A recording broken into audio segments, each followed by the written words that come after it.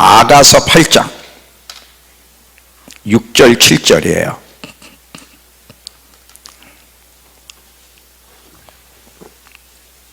아가서 8장 6절 7절. 오늘 설교 제목은 하나님의 사랑과 질투. 자, 제가 읽겠습니다. 너는 나를 도장같이 마음에 품고 도장같이 팔에 두라. 사랑은 죽음같이 강하고 질투는 수월같이 잔인하며 불길같이 일어나니 그 기세가 여호와의 불과 같으니라. 많은 물도 이 사랑을 끄지 못하겠고 홍수라도 삼키지 못하나니 사람이 그의 온 가선을 다 주고 사랑과 바꾸려 할지라도 오히려 멸시를 받으리라. 자, 하나님의 사랑과 하나님의 질투에 대한 이야기를 오늘 할 건데, 오늘 오전 시간에 제가 아주 중요한 얘기를 했어요. 우리나라적으로도 추운 겨울이 올 것이고 전 세계적으로도 추운 겨울이 곧 올 것이다. 이 추운 겨울, 영적 태풍을 우리가 어떻게 대비할 것이냐, 때를 아는 것이 굉장히 중요하다 그랬죠. 하나님이 요셉에게 기근이 올 것에 대한 때를 이야기하니까 요셉은 풍년의 때를 낭비하지 않고 기근의 때를 대비했듯이 항상 하나님은 때를 알려주세요. 때를 아는 것이 굉장히 중요해요. 근데 그 하나님의 때를 알려면 늘 하나님 발치 앞에 머물러야 돼. 하나님 발치 앞에 지존재의 은밀한 것에 머무기를 힘쓰지 않으면 하나님의 마음, 하나님의 시선, 하나님의 때를 헤아릴 수가 없어요. 하나님의 때를 모르게 되면 잘못된 판단과 함께 잘못된 편에 쓰게 되고 잘못된 행동을 하게 돼. 그리고 그것은 굉장한 낭패를 갖다 주는 거예요. 그래서 하나님의 마음, 하나님의 시선을 알며 하나님의 때에 대해서 잘 알아야 되는데, 지금이 어느 때인가요? 우리나라적으로는 큰 태풍이 이제 몰려올 때요, 전 세계적으로도 그럴 때가 가까이 왔다는 거예요. 그러면 이 태풍이 올 때 무너지지 말아야 되는데, 항상 예수님은 반석 위에 집을 짓는 얘기를 해요. 모래 위에 절대 집을 짓지 말고 반석 위에 집을 지어야 될 이유는 뭐냐면 비바람이 올 거게 돼. 그건 사실이에요. 우리 인생 가운데도 크든 작든 비바람이 오고 국가적으로 전 세계적으로 태풍이 몰아쳐 올 겁니다. 곧 올 거예요. 이때 무너지지 않으려면 반드시 반석 위에 집을 져야 돼. 모래 위에 집을 지면 무너진다는 거예요. 그럼 반석 위에 집을 져야 되는데, 어떻게 사는 것이 반석 위에 집을 짓는 것인지 세 가지를 이야기했죠.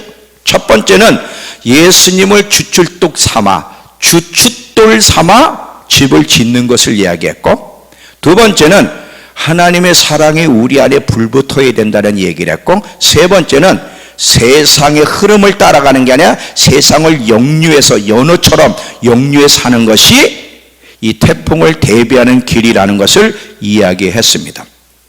잠시 여러분, 어려운 시기는 분명히 올 거예요. 그런데 주님을 의지하며 잘 견디게 되면 회복이 일어날 거고 놀라운 축복의 시간이 우리나라적으로 우리에게 올 것이기 때문에 우리가 낙심과 절망할 필요는 없어요. 잠깐의 아픔은 있지만 이것은 하나님이 미워서도 벌을 주기 위해서도 아니고 회복시키기 위해서, 대한민국을 향한 하나님의 계획을 이루시기 위해서 하나님이 잠시 어려운 시간을 주시지만 이것을 잘 믿음 안에 기도하며 견딘다면 분명히 축복의 시간이 올 것입니다. 이것을 제가 오전 시간에 이야기했고요. 오늘 저녁 시간에는 오전 시간에 이 하나님의 사랑이 불붙어야 된다는 이야기를 했는데, 하나님의 사랑을 이야기할 때는 반드시 하나님의 질투에 대해서도 같이 이야기를 해야 돼. 왜냐하면 하나님의 사랑만 이야기하고 이 질투에서 이야기를 하지 않게 되면 우린 잘못된 신앙생활을 하게 돼. 그래서 하나님의 사랑과 하나님의 질투에 대한 이야기를 할 텐데 잘 들어보시기 바랍니다. 하나님은 우리를 사랑하실 뿐 아니라 우리에게도 온전한 사랑을 요구해요. 하나님도 십자가의 사랑을 통해 온전한 사랑을 베풀어 주셨는데 그걸로 끝나는 게 아니에요. 지금 우리의 문제는 뭐냐면 하나만 강조를 해. 하나님이 우리를 너무나 사랑해서 하나님이 이 세상을 이처럼 사랑하사 독생자를 주셨다. 여건 좋아. 근데 이곳으로 끝나면 안 돼. 하나님의 그 십자가의 사랑은 그냥 사랑을 부어주시로만 끝나는 것이 아니라 우리에게도 그런 열정적 사랑을 요구하신다는 거야. 만약에 우리의 사랑에 문제가 생기면 하나님은 질투하는 하나님으로서 분노하신다는 사실도 가르쳐야 되는데 이걸 안 가르쳐요.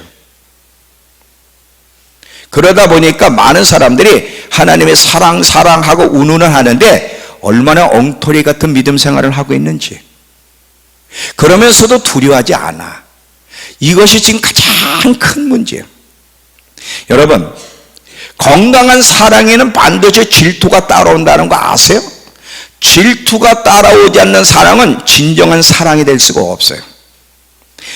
이거는 우리 세상에서도, 우리 세상 가정 안에서도 다 이건 이해가 되는 이야기야. 하나님께도 마찬가지예요. 하나님은 하나님의 자녀들이 하나님께 온전히 드려야 될 마음과 시간과 사랑을 다른 것에 주므로 그 하나님의 받아야 될 사랑을 빼앗겼을 때 하나님은 진노하신다. 이걸 여러분이 잊지 마셔야 돼요. 그리고 하나님의 질투에는 반드시 결과가 온다는 사실도 잊지 마셔야 돼요. 오늘 이 부분을 강조하고 싶어요. 그래야 균형 잡힌 올바른 신앙생활을 할 수 있기 때문에 그래요. 자, 성경에는 가장 큰 계명에 대해서 이야기를 해요. 첫째 계명과 둘째 계명. 근데 이거는 절대 순서를 바꾸면 안 돼. 만약에 이거 순서를 바꿀 수 있다면 첫째 계명이 뭐고 둘째 계명이 뭐라고 얘기를 안 할 거야. 근데 분명히 첫 계명은 마음을 다하고 뜻을 다하고 힘을 다해 주 너의 하나님을 사랑하라는 게 첫 번째고, 둘째 계명은 내 이웃을 내 몸같이 사랑하라는. 첫째는 첫째지. 첫째가 둘째가 될 수 없고 둘째가 첫째가 되면 안 돼. 이게 우상숭배야. 반드시 첫째 계명은 첫째 자리에 두어야 돼. 하나님을 마음을 다해 사랑하는 것은 반드시 첫째 자리에 있어야 되고, 이것을 뒤바꾸면 절대로 안 되는 거야. 그런데 많은 그리스도인들이 이 첫째 계명을 우습게 여긴다는 거예요. 첫째 계명과 둘째 계명을 이야기하면서 이것이 복음의 핵심이라고 우리에게 이야기합니다. 자, 왜 하나님의 사랑을 이야기하면서 질투를 얘기해야 되냐면, 지금 대부분의 그리스도인이 첫사랑을 잃어버렸어요. 우선순위가 뒤바뀌어. 하나님이 첫째가 아니야. 이미 오래됐어. 이거는 목회자에게도 마찬가지고 성도들에게도 마찬가지인데, 이렇게 우선순위가 뒤바뀌고 첫째 계명이 첫째 자리에 놓여 있지도 않는데 두려워하지 아니하고 첫째 계명으로 돌아가려고 애를 쓰지 않는 이유는 뭐냐면, 이 하나님의 질투에 대해서 모르기 때문에 그래요.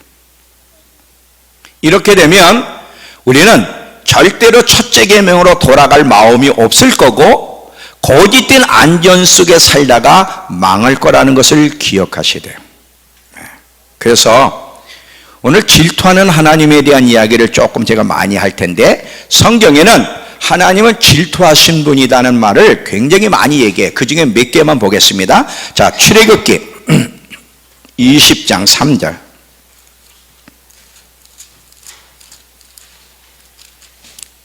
20장 5절 죄송합니다. 출애굽기 20장 5절 몇 구절만 보면서 설명을 할게요.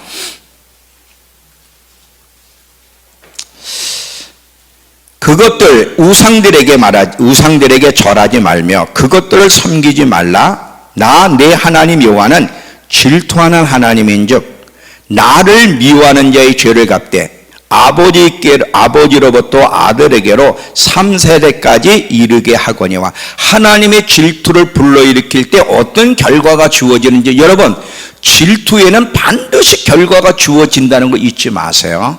자, 이번에는 출애굽기 34장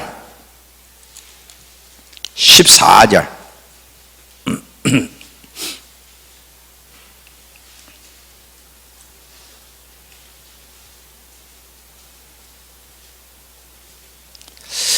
너는 다른 신에게 절하지 말라. 여호와는 질투라 이름하는 질투의 하나님이니라. 이번엔 아가서로 가보세요. 아가서 8장, 다시 아가서 아까 8장 6절로 다시 가세요.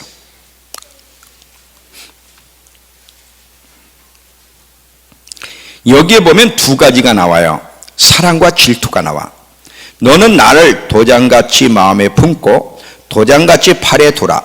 사랑은 죽음같이 강하고 질투는 수월같이 잔인하며 불길같이 일어나니 그 기세가 여호와의 불과 같으니라. 지금 여러분, 우리는 아가서를 보면서 대부분 어떤 부분만 많이 초점을 맞췄냐면 사랑 부분이에요. 근데 질투를 강조한 사람은 난 별로 못 봤어.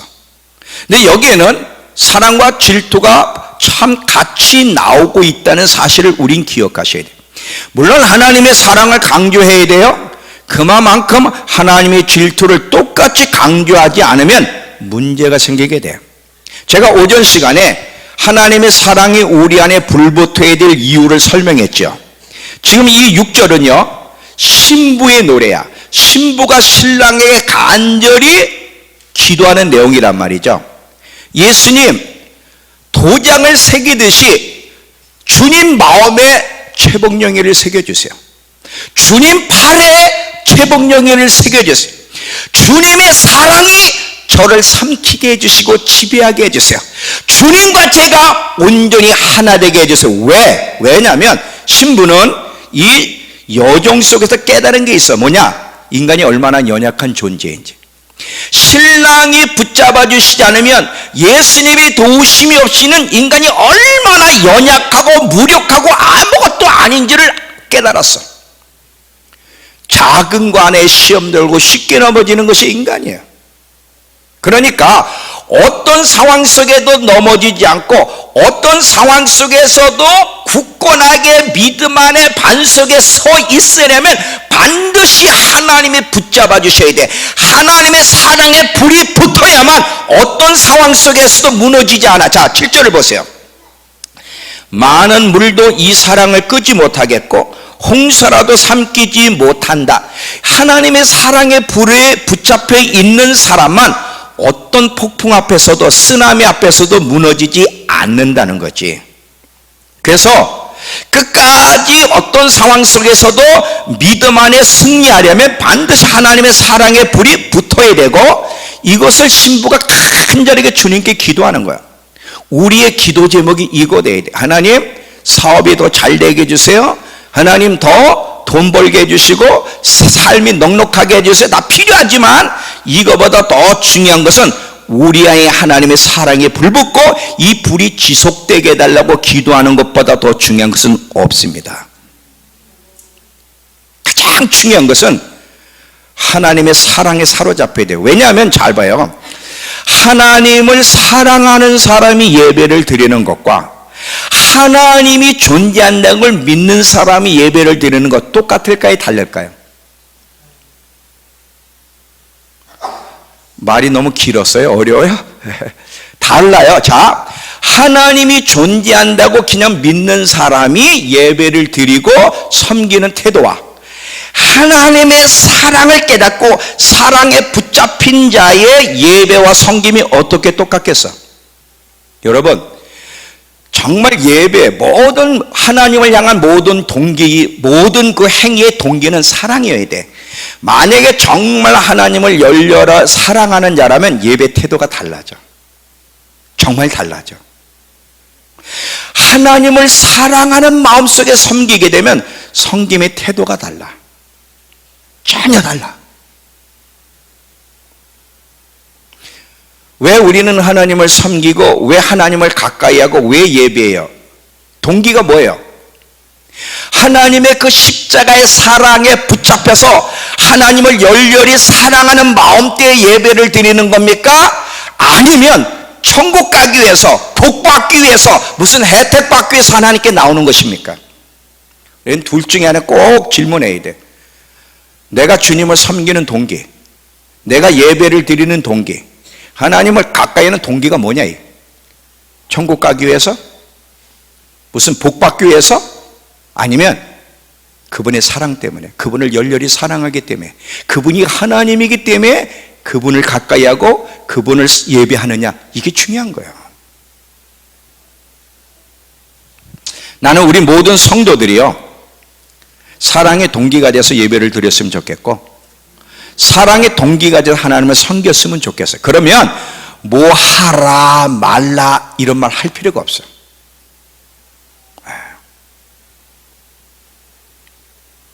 이 사랑은 하나님과 관계의 형성에 있어서 굉장히 중요해요. 왜냐하면 자, 계속 제가 반복하겠지만 하나님과 우리의 관계는 사랑의 관계야. 기독교와 타종교의 차이가 뭔지 아세요?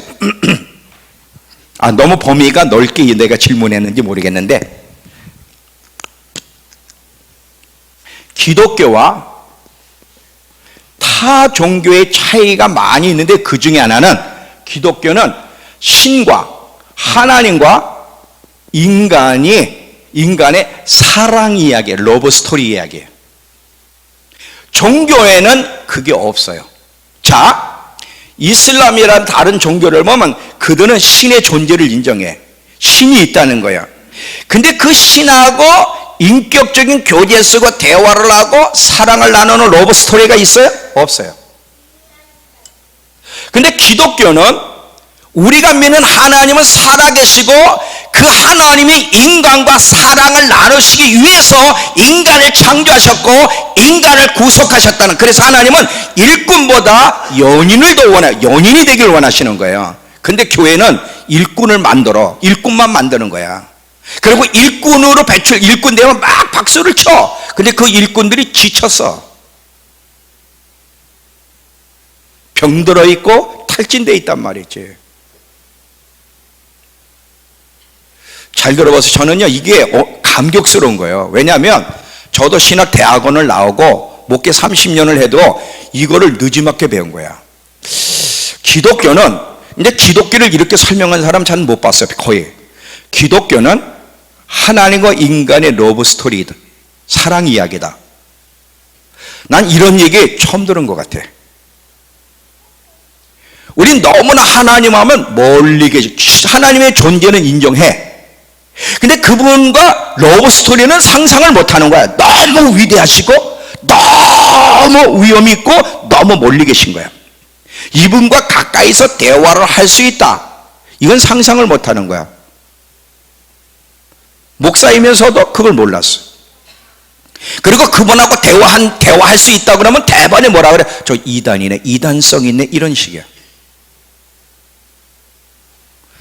근데 제가 배운 것 중에, 목회 30년 동안 배운 것 중에 절대 잃어버리지 않는 가장 최고가 뭐냐? 하나님과 러브 스토리 할 수 있다는 거예요. 그래서 제가 지금 5번째 책에 일꾼이 아니라 연인이 돼야 된다는 제목으로 지금 5번째 책을 쓰는 거예요. 그래서 연인이 얼마나 중요한가. 하나님과 사랑을 나눌 수 있다.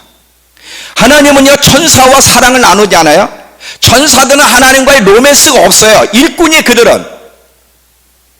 인간만 하나님이 사랑을 나누는 거야. 이 하나님과 피조물의 관계는 사랑의 관계고, 이 관계는 아주 실질적이야. 로맨스가 있고요, 함께 열정이 있고요, 그리고 함께 노력이 있고요, 동행이 있어요. 동역이 있어요. 이 하나님과 인간의 관계는 실질적이고 실제로 사랑, 로맨스를 이룰 수 있다는 사실을 알 수 있다면 신앙이 틀려져요.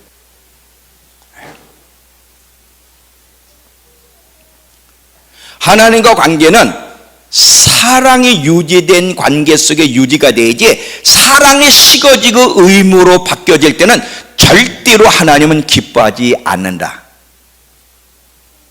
하나님은요, 우리의 전체를 원하고 우리의 처음 사랑, 열렬한 사랑을 원하고 그 열렬한 사랑을 드릴 때 기뻐하는 거지, 사랑이 식어지고 그 첫 번째 사랑을 세상의 쓰레기 같은 다른 거에 주고 찌꺼기를 하나님께 드릴 때 하나님이 기뻐할 거냐? 절대 안 그래.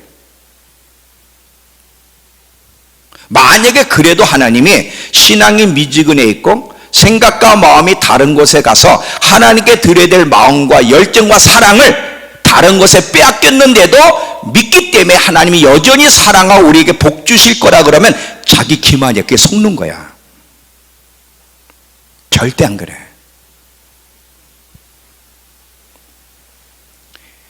사랑이 식어질 때는 빨리 첫사랑으로 돌아와야 되고 지속적으로 주님 오실 때까지 평생 첫사랑을 유지해야 돼.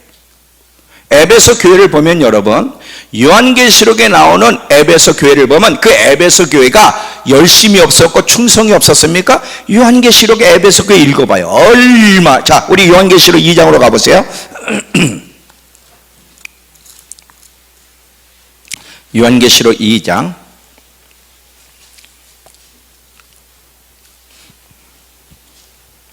1절부터 7절까지 쭉 읽을게요.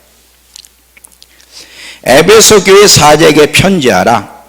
오른손에는 7뼈를 붙잡고 7 금촛대 사이를 거니시니가 이르시되 내가 네 행위와 수고와 인내를 알고 또 악한 자들을 용납하지 아니한 것과 자칭 사도라 하되 아닌 자들을 시험하여 그의 거짓된 것을 내가 드러낸 것과 또 내가 참고 내 이름을 위하여 견디고 게으르지 아니한 것을 아노라. 그러나 자, 여기까지 에베소 교회 얼마나 열심히 했어요. 적당한 교회가 아니었어요. 그런데 문제가 있어요. 그러나 너를 책망할 것이 있나니 너희 처음 사랑을 버렸느니라. 그러므로 어디서 떨어졌는지 생각하고 회개하여 처맹이를 가지라. 만일 그리하지 아니하고 회개하지 아니하면 내가 네게 가서 내 촛대를 그 자리에서 옮기리라. 항상 하나님이 질문하는 것은 첫사랑이야. 첫사랑을 가지고 내 앞에 나오라는 거야. 너 첫사랑을 잃어버리니 빨리 회복하고 그 첫사랑을 가지고 나를 섬기라고 우리에게 요구해요. 에베소 교회는요, 하나님에 대한 수고와 헌신이 없었느냐? 넘쳐났어요. 문제는 첫사랑을 잃어버린 거예요. 하나님이 여기서 가장 중요하게 여기는 것은 첫사랑이에요. 사랑으로 돌아오라는 거예요. 사랑. 왜? 하나님과 우리의 관계는 사랑으로만 형성될 수 있기 때문에 그래요. 그런데 많은 사람이 사랑이 식어져도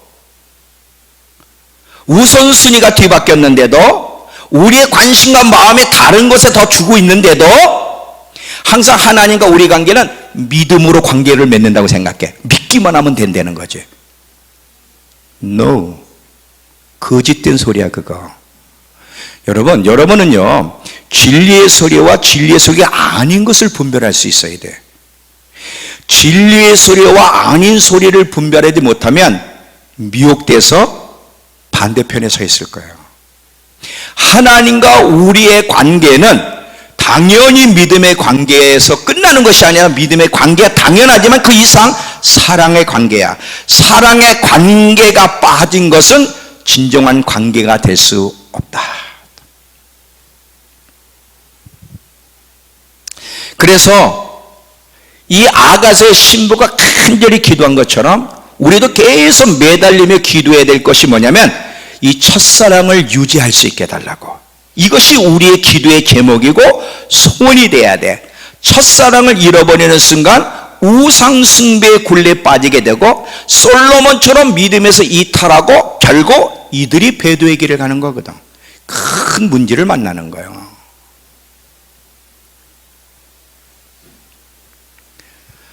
젊은이들은 첫사랑을 누구한테 줬어? 핸드폰. 여러분 잘 봐요. 참 하나님이요, 하나님을 진짜 잘 섬기는지 안 섬기는지 좋은 테스트가 있어. 그게 핸드폰이야. 우리의 충족감, 우리의 만족감, 우리의 든든함, 우리의 행복은 예수님으로부터 주어지는 거야. 그런데 지금 우리의 충족감, 만족감, 즐거움, 든든함이 예수님이 아니라 누가 빼앗았어? 핸드폰이 빼앗았어. 핸드폰은 목자야. 핸드폰은 나의 목자시니 내가 부족함이 없으리로다. 핸드폰이 너무 든든해. 이것만 있으면 마음이 든든해. 이것만 있으면 행복해. 이것만 있으면 모든 걸 할 수 있어. 하나님의 질투의 결과가 뭔지 제가 좀 이따 얘기할게요. 하나님 질투 일으키면 어떻게 되는지를. 어른도 마찬가지예요. 지금 어른들은요, 어른 가운데도 핸드폰일 수도 있지만 어른들은 그래도 애들과 다르게 다른 것이 목적이에요. 다른 것을 더.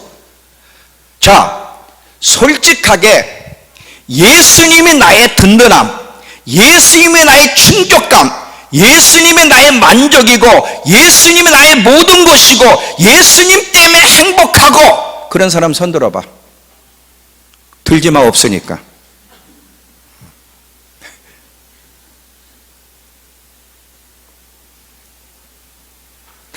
근데 이런 부분에 대해서 두려워하진 않아. 왜? 거짓된 소리를 너무 많이, 사람이요, 거짓말도 자꾸 하면 그게 진리, 참말로 들려. 참말로.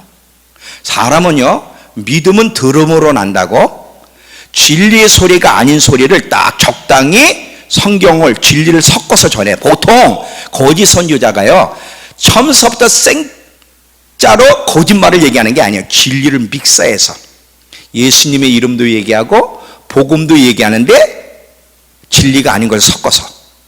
그러다 보니까 사람들이 저게 진리의 소리인지 아닌지를 분별을 못하는 거야. 만약에 저와 여러분이 진리를 사랑하는 사람, 말씀대로 사랑하는 사람, 하나님의 발처 앞에서 늘 하나님의 마음을 헤아리고 마음을 쫓아가려고 애를 쓴 사람이라면 대번에 진리의 소리를 분별하는데, 보통은 이렇게 살지 않다 보니까 주일날 목사님의 설교 하나 가지고 양식을 먹으려고 하는 이런 시스템에서는 진리의 소리를 분간한다는 게 어려워요. 그러니까 거짓된 소리를 너무 많이 듣는 거야. 그러다 보면 이제 그게 믿어지는 거야. 그게 자리를 잡았어. 이게 지금 큰 문제예요. 큰 문제예요. 진리의 소리를 분별할 수 없는 그리스도인들. 그래서 예수님이 마태복음 24장의 마지막 때는 불법이 성하고 사랑이 식어지리라, 그까지 견디는 자, 진리를 따라 살아가는 자, 사랑이 불붙은 자만 구원을 얻으리라, 이렇게 되어 있는 거예요. 자, 또 보세요. 하나님의 사랑이, 아직 제가 질투 문제 언급은 안 했어요. 지금 사랑 부분만 조금 더 언급하고 질투로 넘어갈게요.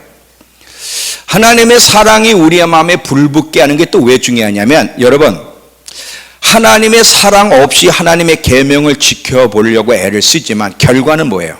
좌절이에요. 우리 힘으로 하나님 말씀대로 살려고 애를 쓸 때 잘 되는 사람 손 들어봐. 어려워.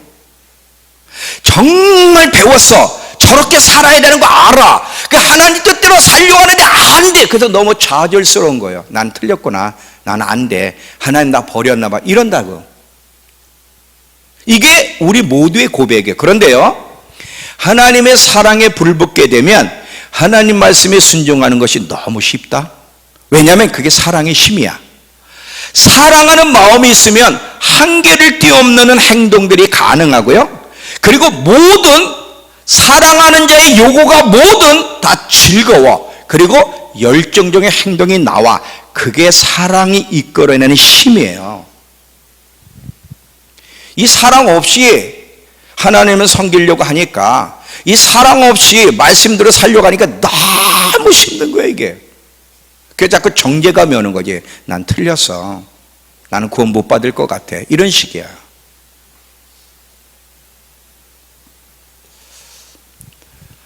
마지막까지 하나님 사랑에 불붙어야만 하나님 말씀대로 살게 되고요, 그리고 올바른 신앙 가운데 마지막까지 견고한 집을 짓고 마지막까지 잘 걸어갈 수 있어요. 그래서 하나님의 사랑이 우리 속에 불붙는 게 얼마나 중요한지를 여러분 잘 기억하셔야 돼요. 자, 이제 질투로 넘어갑니다. 자, 이 하나님의 사랑을 우리는 끝없이 강구해야 되는데, 하나님의 사랑을 강구하는, 하나님의 사랑을 간절히 원하는 사람의 또 간절히 깨달아야 될 것이 뭐냐? 하나님의 사랑은 질투와 함께 간다는 거예요. 질투와. 자, 이제 질투 얘기를 할게요. 하나님의 사랑은 질투와 함께 한다. 이게 어떤 면에서 무서운 거예요. 자, 많은 그리스도인들이 이 부분이 잘 몰라요. 왜냐하면 계속 반쪽 복음, 거짓된 소리만 들었기 때문에. 자, 우리를 향한 하나님의 사랑은 분명히 죽음을 이길 수 있는 힘이 있어요. 자, 우리를 향한 하나님의 사랑, 하나님의 사랑이 부어지면 어떤 물도 홍수도 그 사랑을 끌 수 없고 죽음도 이길 수 있는데, 그 사랑은 또한 질투도 가지고 있어요.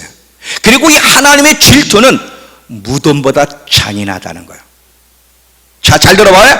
하나님의 사랑은 정말 놀라워. 그래서 모두가 원해. 근데 하나님의 질투는 잔인하다. 잊지 마세요. 아가서 다시 가보세요. 아가서 다시 8장 7절에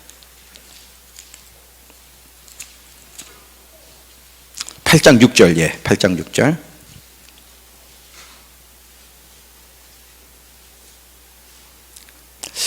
너는 나를 도장같이 마음에 품고 도장같이 팔에 두라. 사랑은 죽음같이 강하고, 이것까지는 우리가 알아. 사랑은 죽음보다 강해. 그래서 사랑을 원하는 거야. 근데 그 뒤에 질투는 수월같이 잔인하며 불길같이 일어나니, 이 질투는 수월, 무덤보다 잔인하다는 거예요. 하나님의 사랑을 원하는 자는 반드시 맹렬한 하나님의 질투에 대해서 대비하지 않으면 위험하다. 지금 이해가 되시는 거예요? 제가 내 말이 어렵습니까? 아니면 설득이 됩니까? 설득이 돼요? 예. 잘 여러분들이 설득이 돼야 돼. 지금 설득이 안 되면 안 된다고 얘기해서 다시 얘기할게. 처음부터 다시 얘기할게. 자, 여러분들이 잘 이해가 돼야 돼요. 지금 이게 어려운 얘기예요. 들어본 적도 없는 얘기고. 자, 하나님의 질투가 없는 하나님의 사랑은 가짜다. 질투 없는 일방적 사랑은 성경적 사랑, 하나님의 사랑이 아니야. 하나님은 우리를 사랑하신과 동시에 사랑하는 자녀들에게 있어서 거룩하고 의로운 질투심을 갖고 계신다. 자, 또 설명할게요. 만약에 저와 여러분이 하나님의 소유가 됐어요. 십자가의 사랑으로 하나님의 것이 됐어요.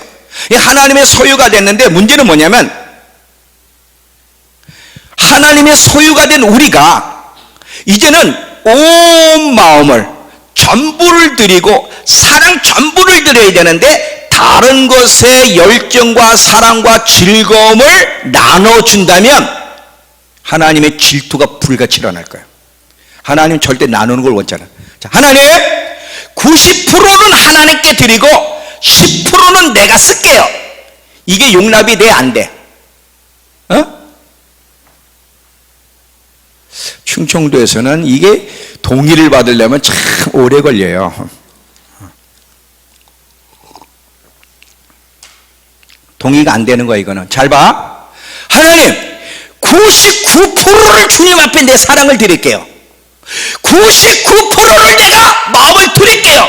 1%만은 내가 쓸게요. 아, 그래? 기특하네 너. 세상에서 보기 참 힘든 사람이다 너. 요즘 사람이 어떻게 그러니? 아, 너무 기특해. 그래, 그렇게 해. No. 100%를 요구하는 거예요. 이삭을 바쳐라. 아브라함에게 있어서 자기 생명과 같은 이삭을 바치려는 거예요.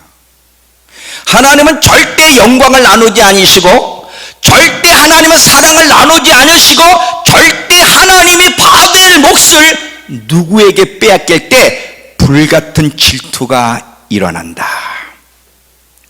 하나님과 사랑의 언약을 맺고서도 한눈 파는 것은 굉장히 위험한 행동이라는 거 잊지 마세요. 잊지 마세요. 제가 오늘 설교를 하면서요, 내가 이 젊은 날에 이 설교를 들었어요. 내가 지금 설교하면서도, 오늘 설교하면서 너무 원통한 게 뭐냐면, 나 젊은 날에 이 소리 한 번도 들어보지 못해요. 60이 돼서 내가 얘기하고 있어.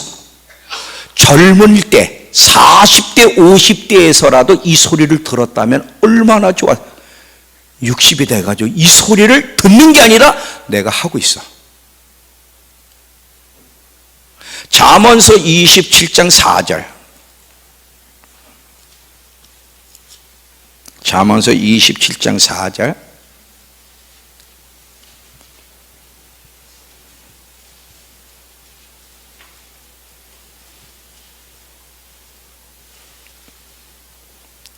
부는 잔인하고 노는 창수 같거니와 질투 앞에서 누가 서려? 그렇습니다. 하나님이 질투를 일으킬 때 그분 앞에 누가 서겠습니까? 안 되는 거예요. 잘 보세요. 하나님은 사랑을 빼앗겼을 때, 마음과 관심을 온전히 차지하지 못할 때 질투를 일으키신다. 회개하지 않는 죄인들에 대해서도 그렇게 회개하라고 해도 고집스러워서 회개 안 하고 미지근한 신자들, 그리고 하나님께 드려야 될 사랑과 마음을 다른 곳에 두는 자는 하나님의 질투를 불러일으키고 질투의 결과를 경험할 거라는 거 잊지 마세요. 정말이요. 하나님 말만 하는 게 아니에요. 진리가 되시기 때문에 그분은 말씀하신 대로 이루세요. 자, 고린도전서 10장 22절. 자, 고린도전서 10장 22절을 보면 이 하나님의 질투에 대한 얘기를 또 하시는데, 자, 고린도전서 10장 21절을 우리 성경 읽고 메시지 성경으로 읽을게요.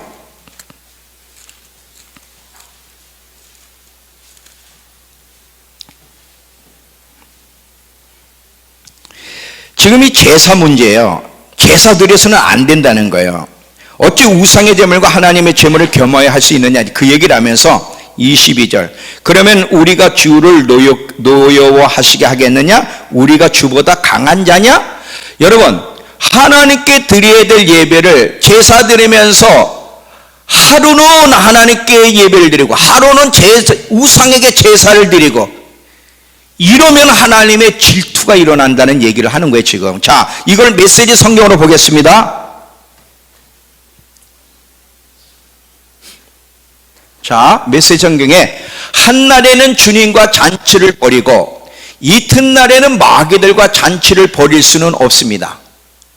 주님은 그런 것을 참으시는 분이 아닙니다. 주님은 우리의 전부를 원하십니다. 전부가 아니라면 우리는 아무것도 아닌 것이 됩니다. 그런데도 여러분은 여러분보다 못한 것과 어울리시겠습니까? 안 된다는 거예요. 우리가 하나님보다 강한 자냐 그랬어요. 너 하나님의 질투를 불러일으키고 살아남을 수 있다고 생각하니? 이게 바울이 하는 얘기거든 지금.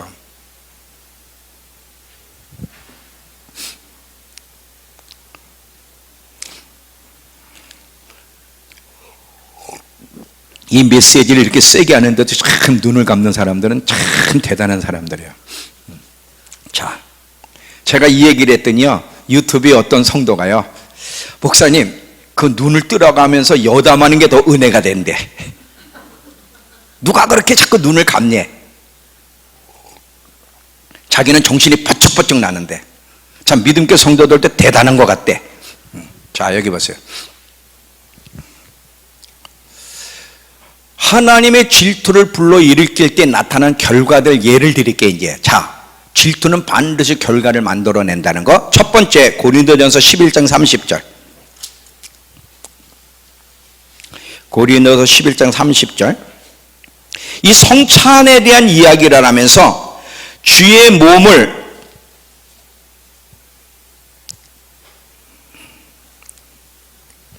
분별하지 못하고 먹고 마실 때 어떤 결과가 주어지는지에 대한 얘기예요. 자, 29절 30절. 주의 몸을 분별하지 못하고 먹고 마시는 자는 자기의 죄를 먹고 마시는 것이니라. 그러므로 너희 중에 약한 자와 병든 자가 많고 잠자는 자도 적지 아니하니 우리가 우리를 살폈으면 이런 판단, 이런 심판을 받지 않을 수 있다 그랬어요. 여러분, 하나님의 질투를 일으키게 될 때 어떤 사람은 죽고요, 어떤 사람은 병들고 어떤 사람은 약해지는 일이 벌어져요. 질투는 반드시 결과가 나타나요. 여러분, 아사왕 알죠? 아사왕 역대하 15장 16장 이 보면 아사왕이 있어요. 이스라엘의 훌륭한 지도자 중에 하나가 이 아사인데, 이 아사 왕이 처음에 하나님을 잘 섬겼죠. 구스 100만 대군이 쳐들어올 때 자기 힘으로는 이길 수 없으니까 전심으로 하나님을 의지하며 승리한 정말 하나님을 사랑한 왕이야.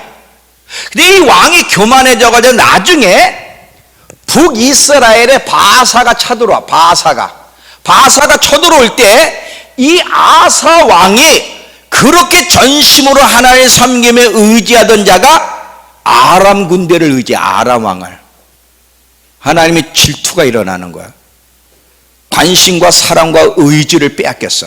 응? 그렇게 하나님을 의지하고 그렇게 전심으로 하나님을 사랑하고 섬긴 이 아사가 그 하나님을 향한 마음이 인간에게 돌았을 때 하나님의 질투가 일어나는 거야. 그래서 선지자를 보내가지고 충고를 주는데 오히려 선지자를 옥에 가둬버려.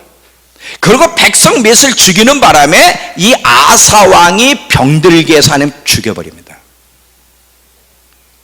그게 역대하에 나오는 얘기예요. 하나님의 질투를 불러일으켰을 때 그 선한 왕이 어떻게 죽음을 맛보게 됐는지. 솔로몬을 보면요, 솔로몬도 하나님의 사랑을 이방 여인에게 줄 때 그때부터 대적자들을 일으키시고 결국은 뭐예요? 회개하지 않으니까 나라를 둘로 쪼개버렸어요. 하나님의 질투는 반드시 결과를 만들어낸다. 물론 깨닫고 하나님이 경고할 때 깨닫고 돌이키면 문제가 안 돼요. 용서를 받는데 계속 경고를 해도 계속 기회를 줘도 돌아오지 않으면, 회개하지 않으면 그때는 질투의 결과가 불같이 일어나는 거예요. 그걸 알아야 돼. 제가 늘 그러죠. 오늘날 이 그리스도인들이 섬기는 하나님은 성경의 하나님이 아닌 자기가 만드는 하나님을 섬긴다고. 근데 그걸 잘 몰라. 여호와라는 이름도 불러, 예수라는 이름도 부르지만 그 예수는 어떤 예수야? 말 잘 듣는 예수. 그냥 예수 믿기만 하면 내가 어떻게 하든 늘 웃는 예수. 잃어버린 양을 어깨에다 팍 메고 양 앞에서 미소와 따뜻함을 품기는 그 예수만 원하는 거야. 내가 어떻게 살든 그 예수님은 질투하면 안 돼. 이게 자기가 만든 예수, 자기가 만든 하나님이거든요.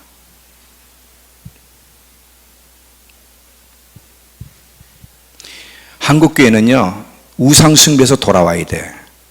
기독교의 본질로 돌아오지 않으면 부흥은 없어요. 기독교 본질로 돌아와야 참된 부흥이 시작되는 거예요. 이스라엘 백성들이 계속해서 하나님의 경고를 무시하고 우상 숭배할 때 하나님 어떻게 했어요? 바빌론에 그냥 포로로 끌려가게 내버려뒀어요. 신명기 32장 21절. 신명기 32장 21절. 자, 우리 성경, 지금 우리 가지고 있는 개정 개혁을 보고 새 번역으로 한번 읽어보겠습니다. 그들이 하나님이 아닌 것으로 내 질투를 일으키며 허무한 것으로 내 진노를 일으켰으니 나도 백성이 아닌 자로 그들에게 시기나게 하며 어리석은 민족으로 그들의 분노를 일으키리로다. 자, 이 말을 새 번역으로 한번 읽어볼게요. 좀 쉽게 표현이 됐으니까.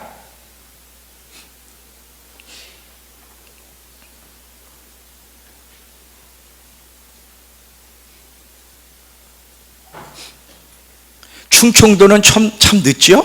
네. 자, 여기 보세요. 자, 이거 봐요. 새 번역에 이게 우상을 섬겨서 나를 격분시켰고 신이 아닌 것들을 신이라고 섬겨서 나의 질투에 불을 붙였다. 그러니 이제 나도 내 백성 아닌 딴 백성을 내 백성으로 삼아서 그들의 질투심에 불을 붙이고 어리석은 민족을 내 백성으로 만들어 그들을 격분시키겠다. 잘 봐요. 이게 무슨 얘기냐면 여기 어리석은 백성, 내 백성이 아닌 백성을 백성으로 만들어 이스라엘을 질투해서 이스라엘 민족을 돌아오게 하겠다는 거야. 이게 이사야도 나와. 저는 이 이스라엘을 질투케 하는 민족이 난 개인적으로 대한민국이라고 생각해. 근데 지금은 물론 아니야. 잘 봐. 하나님이 이스라엘 민족을 선택한 목적은 뭐냐면 이스라엘 민족을 보면서 열방이 하나님을 보는 거야.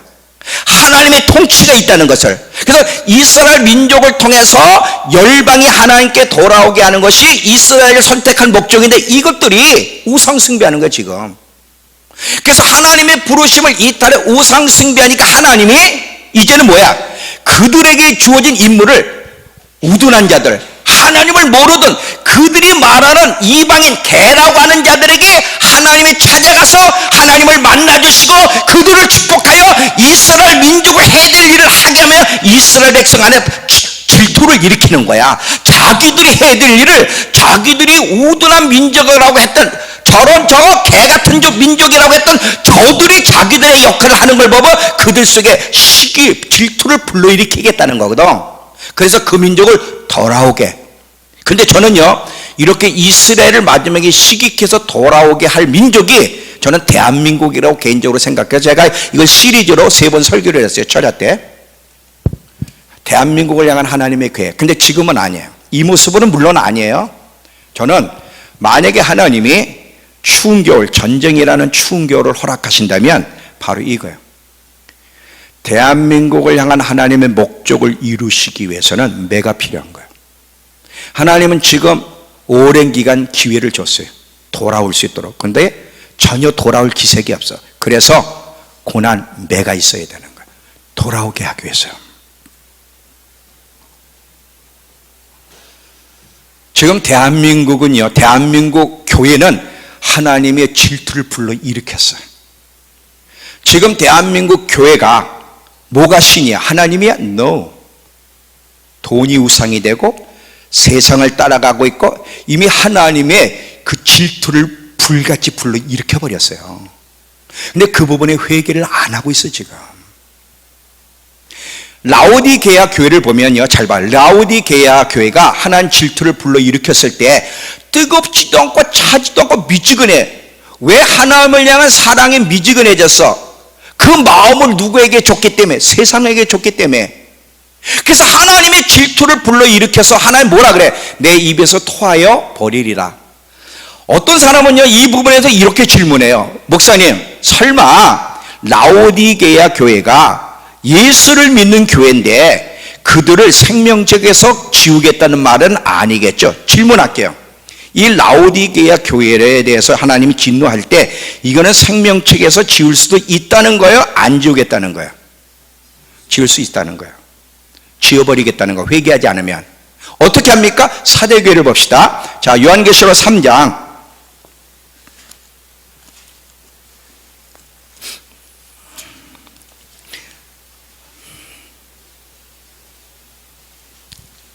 요한계시록 3장 1절부터 보시면 사대교회예요.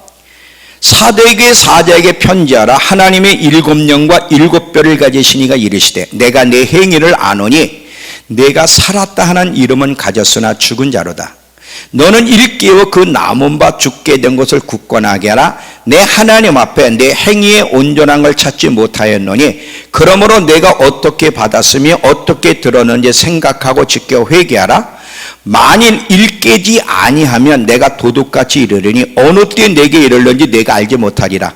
그러나 사대에 그 옷을 더럽히지 아니한 자 몇 명이 내게 있어 신옷을 입고 나와 함께 다니리니 그들은 합당한 영고라. 이기는 자는 이와 같이 신옷을 입을 것이고 내가 그 이름을 생명책에서 결코 지우지 아니하고 그 이름을 내 아버지 앞과 천사들 앞에 시인하리라. 만약에 주님이 경고했는데 사도에게는 이미 죽은 교회, 살아있던 이름을 가지고 있으나 죽었어. 이미 사랑을 잃어버린 교회야. 너 경고하는데 사랑으로 안 돌아오면 생명책에 너를 지워버리겠다는 거야. 이 많은 사람들이요, 사랑이 많으신 하나님이 사랑을 빼앗겼을 때 불같은 질투를 일으킨다는 거에도 이해를 못해. 이게 이해가 안 되는 거야. 왜? 또 하나님의 사랑과 자비를 너무 많이 얘기해가지고, 아니 하나님이 그렇게 사랑이 많은 분이 질투 때문에 죽인다고? 이게 이해가 안 가는 거예요. 이게 사실 이해가 안 가는 게 아니야. 충분히 이해가 되는데 잘못된 설교를 들어서 이해가 안 가는 거죠. 그 믿고 싶지 않은 거야. 그리고 사실은 겁나니까. 그렇다고 우리는 진리를 피해갈 수 없어요. 절대 진리는 타협의 대상이 아니야. 우리는 진리와 정면 승부를 해야 돼. 선택이야. 진리를 따라갈 거냐, 타협해서 망할 거냐, 둘 중에 하나예요. 우린 노력하는 거예요. 완벽할 수 없어요. 깨달았거든, 하나님이 경고했거든, 회개하고 돌이키려고 애를 쓰면 되는 거야. 그럼 아무 문제가 없어. 근데도 여전히 회개 안 하고 고집스럽게 자기 방식대로, 세상 방식대로 살면서 미지근한 신앙생활을 그대로 하고 사랑을 빼앗기면서도 두려워하지 않을 때는, 이때는 문제가 생기는 거예요. 그러면 하나님은 왜, 사랑이 많으신 하나님이 왜 사랑과 헌신에 있어서 성숙지 못한 성도들에게 이렇게 가혹하신가? 자, 하나님은요, 어떤 부분에서는 너무 오래 참으시고 용서하시고 사랑하시는 분이지만 질투를 일으키셨을 때는 가혹하십니다. 그럼 왜 하나님이 그렇게 사랑하는 자들의 좀 미성숙한 태도에 대해서 가혹하시느냐면 십자가가 답이에요. 십자가.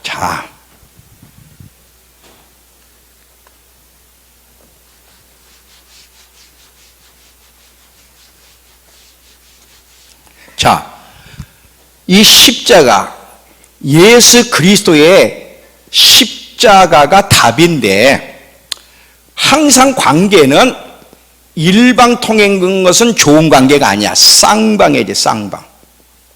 사랑도 일방적인 건 안 돼. 쌍방이지, 쌍방. 자, 보세요. 하나님이 우리를 얼마나 사랑하시고 우리를 구원하기를 원하셨냐면, 당신이 사랑하는 영원전부터 있던 독생자를 십자가에서 갈기 찢어서 하나님이 우리를 얼마나 사랑하는지를 표현해냈어요. 그거는 하나님만 일방적으로 이렇게 사랑하고 끝나는 것이 아니라, 그 사랑은 사랑을 요구한다는 거야.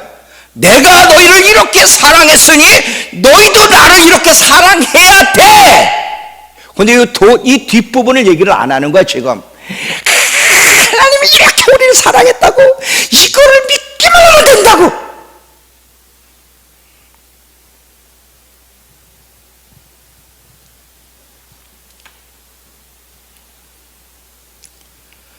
하나님도 우리에게 온전한 사랑을 요구한다는 거 아세요? 이거 모르면 큰일 납니다. 하나님만 우리에게 당신의 온전한 사랑을 부어준 게 아니에요. 이 아들을 십자가에 죽인 사랑은 표현을 할 수가 없어. 어떻게 죄인인 나를 구원하기 위해서 그것도 죄 없으신 아들을 갈기갈기 찢어 죽여야 돼. 그런 사랑을 베푼 거는 단순히 우리를 불쌍히 여기셔서 천국 데려가시기 위해서만이 아니라, 그 사랑을 씹는 우리에게서도 주님이 사랑을 요구하신다는 거야. 왜 하나님의 질투를 불러일으켰을 때 하나님은 기회를 줘도 돌이키지 않으면 가혹하신가 하면, 이 십자가의 사랑 때문에. 이게 답이에요. 이게 답이에요. 신랑이 오실 텐데, 신부를 데리러 예수님이 재림하실 텐데, 어떤 신부를 데리러 와? 열정적으로 주님을 사랑하는 신부, 흠없는 신부를 데리러 오는 거야. 그래서 아가서에 보면 항상 신부를 얘기할 때 무슨 눈을 자꾸 얘기를 하지? 비둘기 같은 신부야. 비둘기의 특징이 뭐예요? 순결. 한쪽 눈만 바라봐, 한쪽 면만 바라보는. 그리고 비둘기는 무슨 새로 많은 사람들이 얘기한다고 그랬죠? 사랑의 새라고. 짝을 한번 맺으면 그 짝 영원히, 그리고 그 한 짝이 죽으면 재혼을 안 한대잖아.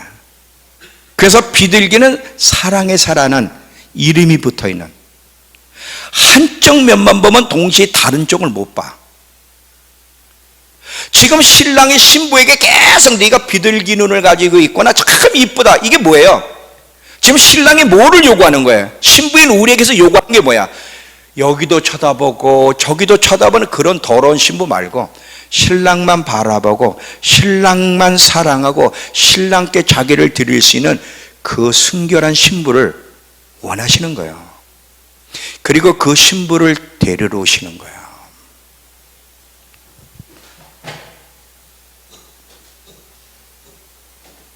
아까도 제가 얘기했지만 사랑이 식어졌는데 우선순위에서 예수님이 밀려났는데도 불구하고 내가 예수 믿고 예배를 드리니까 그래도 여전히 주님은 미소를 짓고 만족하시고 나를 용서하실 거야. 그게 기만이야. 그 기만. 주님은 역겨운 사랑을 용서하지 않습니다. 역겨운 사랑을. 우리 모두가 예수님 한 분만으로 만족하고 그리고 우리 전부를 그분께 드리며 정말 순결하고 열정적 사랑을 주님이 요구하신다는 거 잊지 마세요. 자, 이제 결론으로 들어갈게요. 하나님의 질투를 불러일으키지 마세요. 질투는 무덤보다 잔인하다는 거예요. 정말이에요. 정말. 하나님이 기회를 줄 때 회개하라고 요구할 때 돌이키면 문제가 없어요. 왜냐하면 사람은 온전하지 못하기 때문에. 근데 안 돌이키고 계속 고집을 부리면 그때부터 문제가 생기는 거예요. 잘 봐요. 하나님이 우리에게 기회를 주셔도 사랑을 회복하려고, 첫사랑을 회복하려고 애를 쓰지 않으면 사랑하기 때문에 어떤 일을 허락하느냐? 불같은 시험을 주세요. 이 불같은 혹독한 시험을 주시는 목적 중에 하나가 뭐냐면 그 사랑을 되찾게 하시기 위해서. 자, 시편 119편 67절. 시편 119편 67절.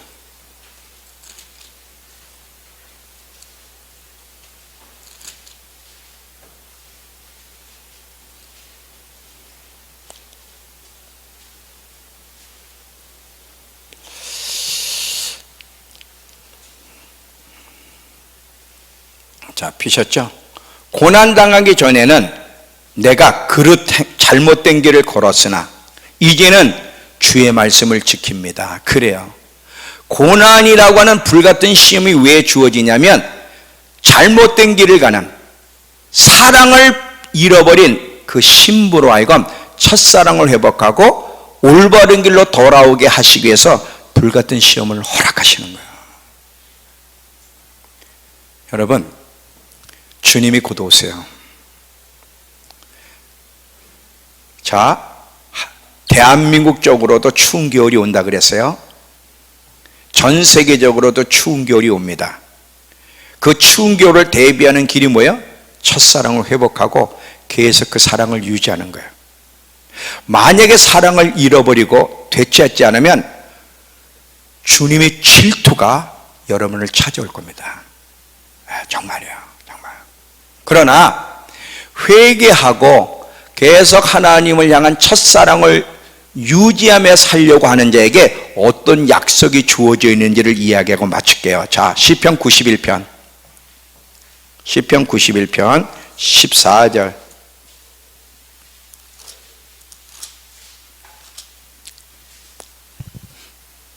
자, 시편 91편 14절. 또 우리 개정 개혁 보고 그 다음에 세번역으로, 세번역 내가 이거 적어줬나? 세번역으로도 한번 볼게요. 자, 먼저 우리 성경 먼저 봅니다. 하나님이 이르시되 그가 나를 사랑한 즉 내가 그를 건지리라.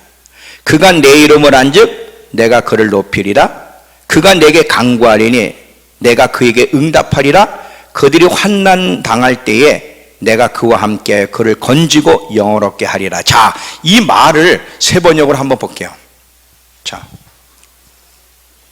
피셨죠? 그가 나를 간절히 사랑하니, 조건이에요. 네가 정말 나를 사랑하니, 온 마음을 다 사랑하니 내가 너를 건져주겠다. 네가 내 이름을 알고 있으니 내가 너를 높여주겠다.